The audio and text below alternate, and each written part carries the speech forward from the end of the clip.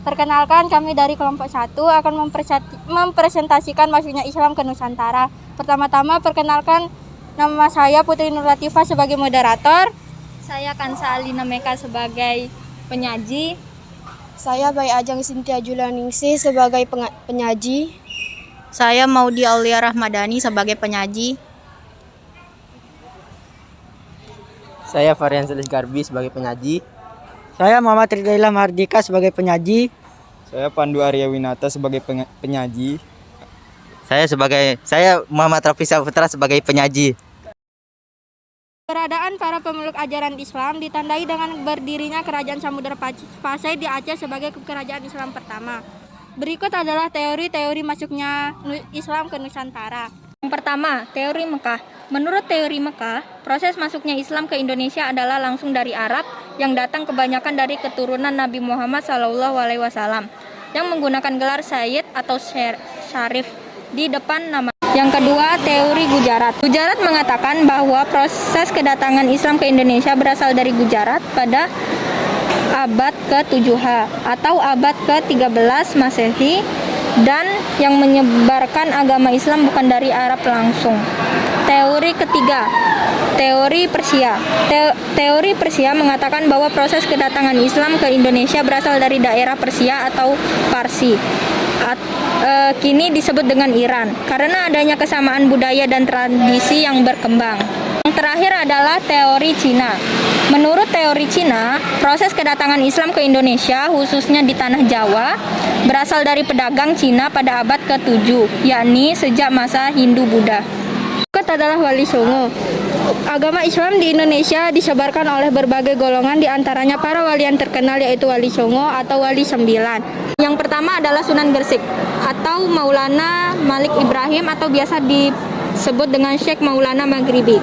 Pada mulanya, Sunan Gresik merupakan salah satu ahli dakwah yang dikirim oleh Sultan Zainal Abidin dari Kerajaan Samudra Pasai untuk menyebarkan pengaruh Islam ke Pulau Jawa dan Sulawesi bersama dengan Maulana Ishaq. Setelah lama di Pulau Jawa, Sunan Gresik juga dikenal dengan panggilan Maulana Maghribi atau Syekh Maghribi karena berasal dari wilayah Maghribi, Afrika Utara. Dan ada juga yang menyebutnya Syekh Jumadil Kubra. Kedatangan Sunan Gresik di Jawa tercatat sebagai orang Islam pertama yang masuk ke Jawa. Oleh karena itu, kedatangannya dianggap sebagai permulaan masuk Islam di Pulau Jawa. Dalam menyiarkan ajaran Islam, beliau menerapkan metode dakwah tepat untuk menarik simpati masyarakat terhadap agama Islam. Beliau wafat pada tanggal 12 Rabiul Awal 822 atau 8 April 1419 Masehi dan dimakamkan di pekuburan Wetan Gresik. 2. Sunan Ampel atau Raden Rahmat. Sunan Ampel lahir di Campa, Aceh pada tahun 1401 dengan nama aslinya Raden Rahmat. Ia adalah putra Maulana Malik Ibrahim.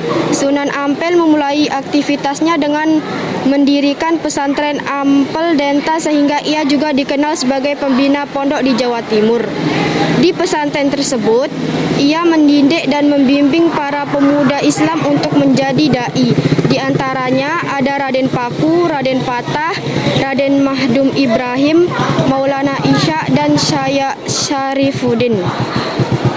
Sunan Ampel adalah orang yang mengangkat Raden Patah sebagai Sultan pertama Demak yang mempunyai jasa paling besar dalam meletakkan peran politik umat Islam di Nusantara. Sunan Ampel wafat di Surabaya pada tahun 1481 Masehi dan dimakamkan di Ampel. 3. Sunan Bonan atau Raden Maulana Makdum Ibrahim. Lahir di Surabaya tahun 1465 Masehi.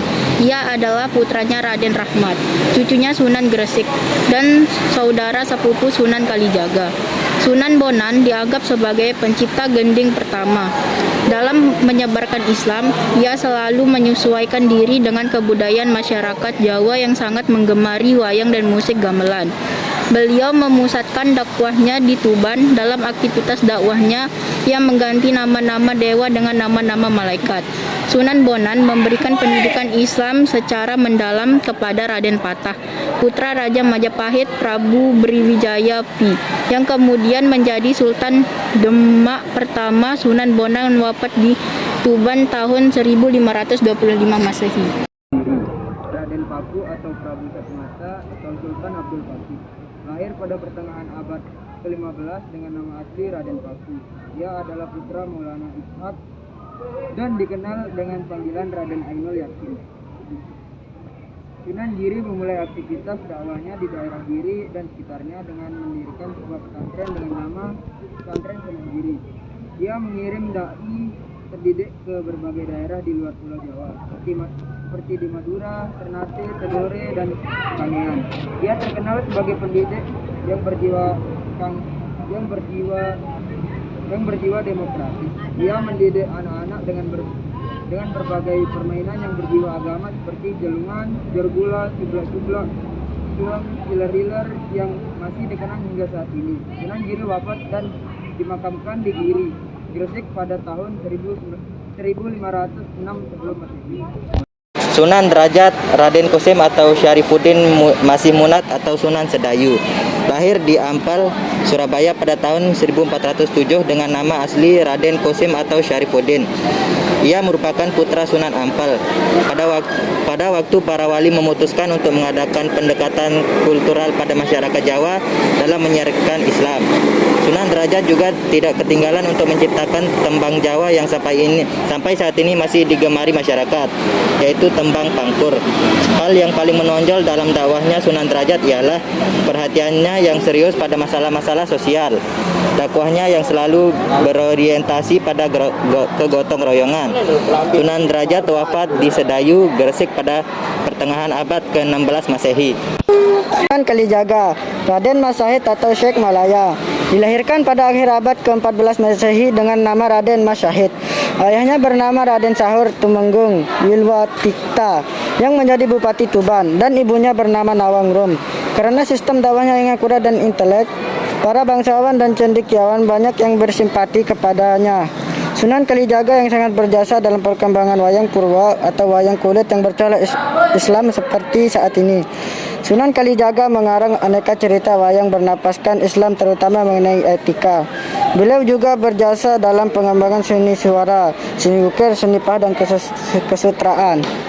Sunan Kudus atau Jafar Siddiq atau Raden Undung. Sunan Kudus menyiarkan agama Islam di daerah Kudus dan sekitarnya. Ia memiliki keahlian khusus dalam ilmu fikih, ushul fikih, tauhid, tafsir, hadis, dan logika.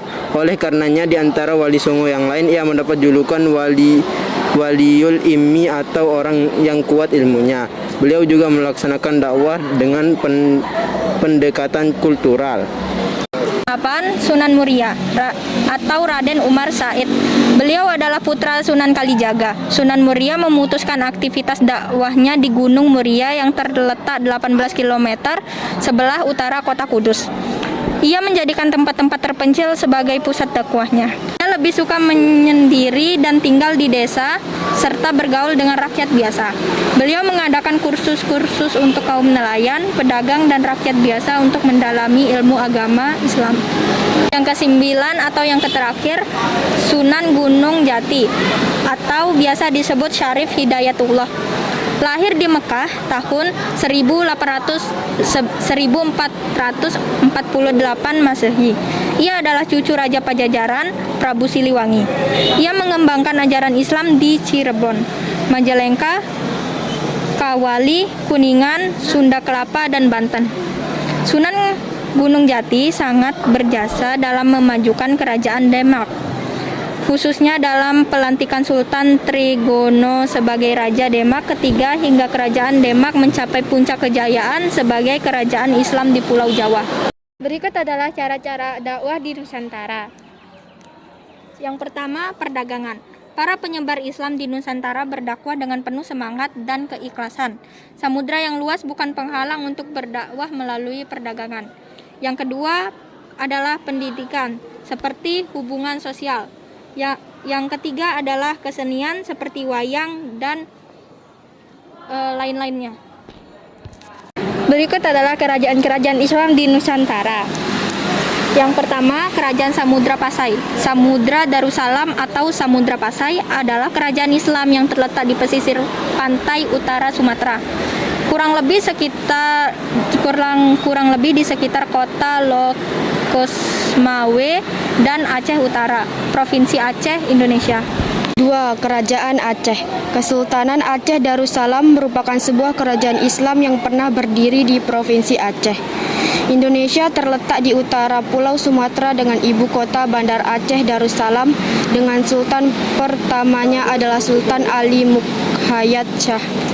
3. Kerajaan Demak. Kesultanan Demak atau Kerajaan Demak adalah kerajaan Islam pertama dan terbesar di pantai utara Jawa atau pasisir. Menurut tradisi Jawa, Demak sebelumnya merupakan kadipaten dari Kerajaan Majapahit, kemudian muncul sebagai kekuatan baru mewarisi legitimasi dari kebesaran Majapahit. Kerajaan Pajang 1568 sampai 1586. Kerajaan Pajang adalah satu kerajaan yang berpusat di Jawa Tengah sebagai kelanjutan Kerajaan Demak. Kompleks keratonnya pada zaman ini tinggal tersisa berupa batas-batas fondasinya saja yang berada di perbatasan Kelurahan Pajang, Kota Surakarta dan Desa Makam Haji Kartasura Sukoharjo.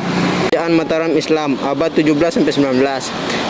Kerajaan Islam di Pulau Jawa yang pernah berdiri pada abad ke-17.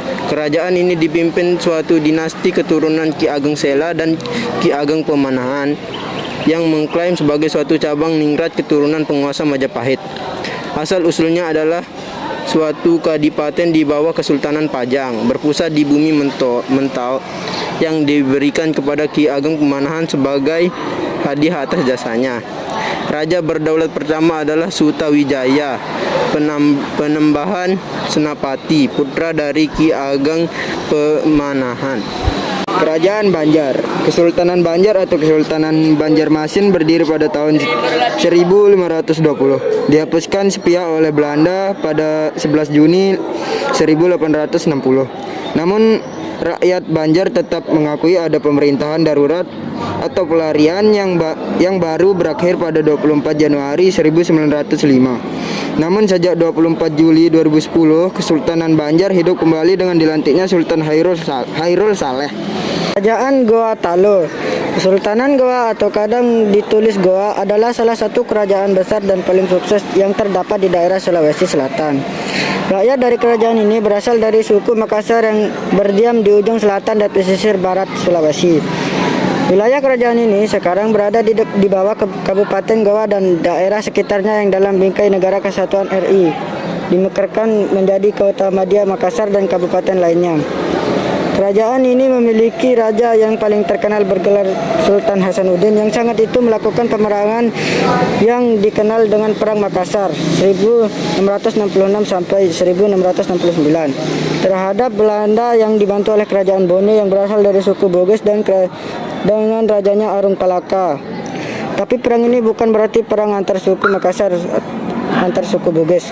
Karena di pihak Goa ada sekutu Bugis, demikian pula di pihak Belanda Bone ada sekutu Makassarnya. Politik divide in Impera Belanda terbukti sangat ampuh di sini. Perang Makassar ini adalah perang terbesar Belanda yang pernah dilakukannya di abad itu. Berikut adalah tradisi budaya Islam di Nusantara. Yang pertama adalah wayang. Dalam bahasa berarti ayang-ayang atau bayangan, karena yang terlihat adalah bayangannya dalam kelir atau tabir putih sebagai gelangan permainan wayang. Bisa juga diberi penjelasan wayang adalah pertunjukan yang disajikan dalam berbagai bentuk, terutama yang mengandung unsur pelajaran atau wejangan. Pertunjukan ini diiringi dengan teratur oleh seperangkat gamelan. Wayang dikenal sejak zaman prasejarah, yaitu sekitar 1500 tahun sebelum Masehi. Masyarakat Indonesia memeluk kepercayaan animisme berupa pemujaan roh nenek moyang yang disebut hyang atau dayang, yang diwujudkan dalam bentuk arca atau gambar. Wayang merupakan seni tradisional Indonesia yang terutama berkembang di Pulau Jawa dan Bali. Kesenian wayang di Nusantara merupakan hasil karya seorang ulama yang terkenal, yaitu Sunan Kalijaga,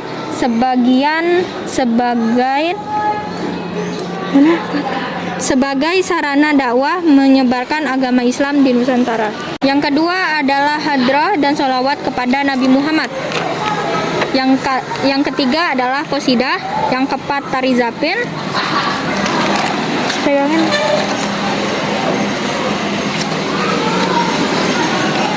Yang keenam seni bangunan, yang ketujuh arsitektur masjid, yang kedelapan makam-makam para raja, yang kesembilan seni kaligrafi, yang kesepuluh kesenian debus. Tradisi lokal bangsa Indonesia sudah mengandung nilai-nilai keberagaman. Di antara tradisi tersebut adalah yang pertama adalah ziarah, yaitu kegiatan mengunjungi makam. Ziarah berkembang bersama dengan tradisi lain. Di Jawa misalnya, pengunjung di sebuah makam melaksanakan ziarah dengan cara melakukan berbagai kegiatan. Kegiatan tersebut adalah membaca Al-Quran atau kalimat ibadat dan yang ketiga adalah yang kedua adalah Maulidan. Setiap bulan Rabiul Awal sebagian kalimat Islam melakukan acara Maulid. Maksud dari acara tersebut adalah untuk kelahiran Rasulullah SAW. Dalam acara tersebut diadakan pembacaan sejarah melalui kitab Puncak acara biasanya terjadi pada tanggal 12 awal di mana tanggal di Aceh tradisi Mengidap adalah sebagai pengganti rupiah atau pajak bagi kerajaan Aceh. Karena kerajaan Aceh memiliki hubungan diplomasi yang baik dengan kerajaan Aceh. Klaten adalah tradisi menggunakan musik gamelan milik keraton. Pertama kali terjadi di Pulau Jawa. Tradisi ini sebagai sarana penyebaran agama Islam yang pada mulanya dilakukan oleh Sunan Bonang. Dahulu, setiap kali Sunan Bonang menyanyikan gamelan diselingi dengan lagu-lagu yang berisi tentang agama Islam, serta setiap pergantian pukulan gamelan diselingi dengan membaca salah satu syahadat yang pada akhirnya tradisi ini disebut dengan klaten. Maksud dari klaten adalah syahadatain. Proses Islami tidak mempunyai awal yang pasti juga tidak berakhir. Islamisasi lebih berupa